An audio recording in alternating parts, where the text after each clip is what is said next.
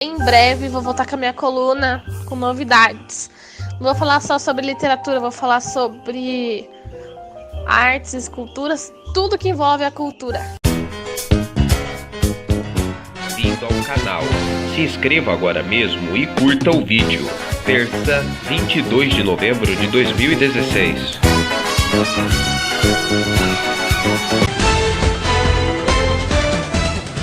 Está no ar o Jornal Breve com Solano Manoel. Boa noite. Antes de começar o Jornal Breve, eu quero agradecer a Kellen Crispilho, que foi madrinha da FAI, e também a Thaís, que foi a segunda princesa, pela entrevista de ontem. Obrigado mais uma vez e sucesso para vocês. E eu quero ainda tentar entrevistar a Laísa Souza, que é a rainha, e a primeira princesa, que é a Milena. Vamos ver se nós nas próximas semanas conseguimos falar com elas. Não prometo nada, mas eu vou correr atrás. Mais uma vez, Kelly e Thaís, muito obrigado. Estado de Minas. Oposição pede à comissão afastamento imediato de Gedel.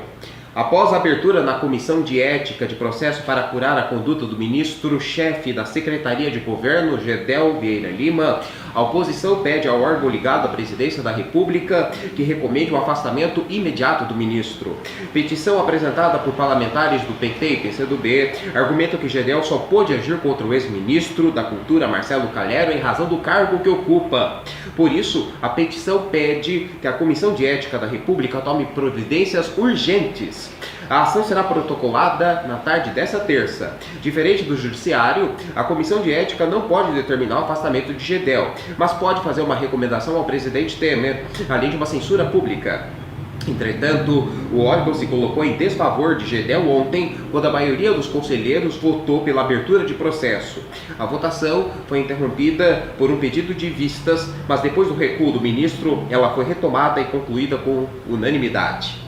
A petição pede ainda que a comissão promova a realização de diligências, como a oitiva de Marcelo Calhero e do presidente do Instituto do Patrimônio Histórico Nacional, o IPAN, Kátia Bozéia. O ministro da Cultura se demitiu na última sexta-feira. De acordo com o Calhero, o motivo foi a pressão que sofreu do ministro Gedel para liberar um empreendimento imobiliário de luxo em Salvador, no qual Gedel tinha comprado um apartamento. Gedel nega as acusações, mas um processo para apurar o caso foi aberto na Comissão de Ética da Presidência da República. Rádio Rio Vermelho. Brasil tem 22,9 milhões que poderiam estar trabalhando, diz IBGE. O país tem 22,9 milhões de pessoas que poderiam estar trabalhando, mas que estão fora do mercado. É o que indica o complemento do PNAD Continua, pesquisa oficial de emprego do IBGE, referente ao terceiro trimestre deste ano. A pesquisa divulgada nesta terça mostrou que a quantidade grande de pessoas na chamada subutilização da força do trabalho, composta pelos desempregados em busca de emprego e pessoas que estão com idade produtiva, mas não estão trabalhando por motivos diversos. De acordo com a pesquisa, a taxa de subutilização da força de trabalho encerrou o primeiro trimestre deste ano em 21,2%. Isso significa que faltou emprego para 21,2% das pessoas em idade produtiva no país. No segundo trimestre, a taxa era de 20,9%. No terceiro trimestre de 2015, a taxa esteve em 18%, ou seja, 3,2 pontos percentuais mais baixa do que o verificado nos 3 meses encerrados em setembro deste ano.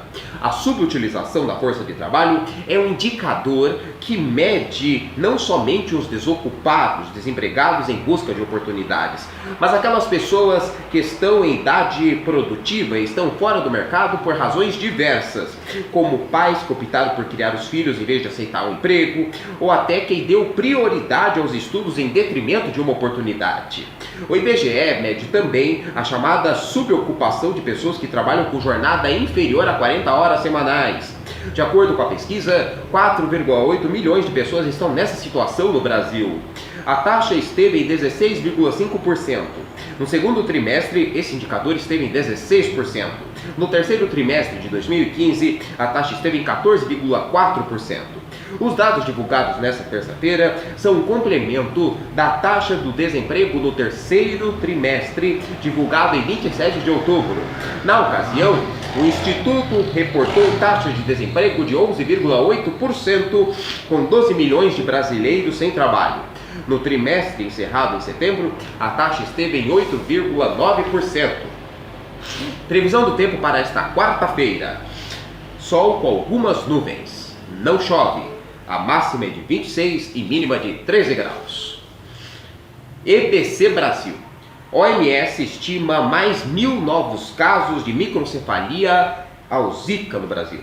A Organização Mundial da Saúde estima que pelo menos 1.000 novos casos de microcefalia associados à infecção pelo vírus Zika durante a gestação sejam registrados no Brasil. A informação foi divulgada hoje pelo diretor de saúde infantil da entidade, Anthony Costello, durante coletiva de imprensa em Genebra. Segundo o último boletim epidemiológico do Ministério da Saúde, o país tem 3.086 casos de investigação em microcefalia associada ao Zika. Costello destacou que os casos, apesar de muitos, devem ser investigados e acompanhados um a um por meio da análise de especialistas das mais diversas áreas. O diretor da OMS alertou ainda que muitos países não contam com o sistema de vigilância e mecanismos eficazes para monitorar casos de microcefalia ou mesmo serviços de apoio às famílias. Na última sexta-feira, a OMS declarou o fim da emergência sanitária internacional declarada há um ano após o aumento de casos de microcefalia associados à infecção de gestantes pelo vírus Zika. Jornal Breve termina aqui. Nós voltamos amanhã, se Deus quiser.